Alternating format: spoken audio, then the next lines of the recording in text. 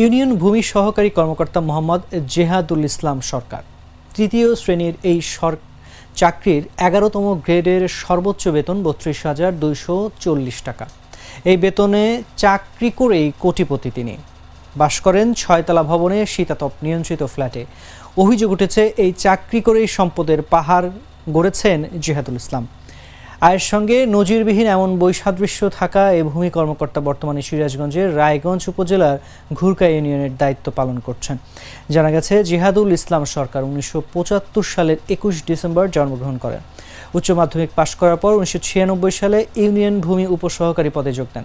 পরে ইউনিয়ন ভূমি সহকারী হিসেবে পদোন্নতি পান। এরপরই কপাল খুলে যায় এই কর্মকর্তার। আর পেছনে ফিরে তাকাতে হয়নি। মাত্র কয়েক বছরের ব্যবধানে জমি খারিজ, খাজনা নামজারি ও পর্চার কাজে ঘুষ নিয়ে সম্পদের পাহাড় গড়েন তিনি। ইতিমধ্যে তিনি জাতীয় পরিচয়পত্রে বাসস্থানের ঠিকানা পরিবর্তন করেছেন। শুধু তাই নয়, বিদেশ থেকে ২০২৩ সালের ১১ মে স্ত্রী শারমিন সুলতানা, একমাত্র সন্তান রাতুল হাসান ও নিজের নামে পাসপোর্ট করতে জেলা প্রশাসকের কাছ থেকে বিভাগীয় অনাপত্তি সনদ নেন।